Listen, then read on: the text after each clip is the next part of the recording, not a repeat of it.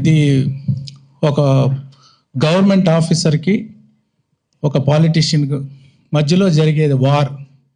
అదే ఈ పిక్చరు. దీంట్లో ఆ హీరో క్యారెక్టర్కి ఒక బ్యాక్ స్టోరీ ఉంటుంది.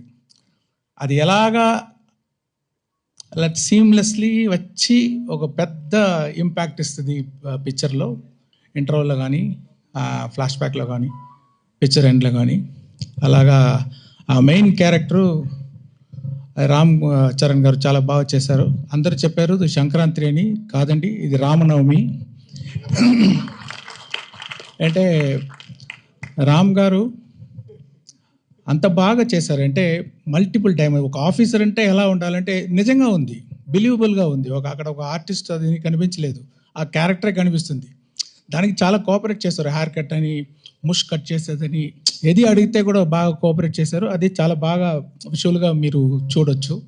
తర్వాత ఇంకా గడ్డంతో ఇంకొక క్యారెక్టర్ ఫైర్గా, ఆ క్యారెక్టర్ సాంగ్స్ అన్నీ వచ్చేటప్పుడు అంత మంచి స్క్రీన్ ప్రెసెన్స్. నాకు తెలిసి ఇప్పుడు ఆయన చూడడానికే చాలా ఆడియన్స్ వస్తారు పిక్చర్కి అని ఒక అనుమానం. ఒక కేరా అద్వాని కూడా ఉన్నారు.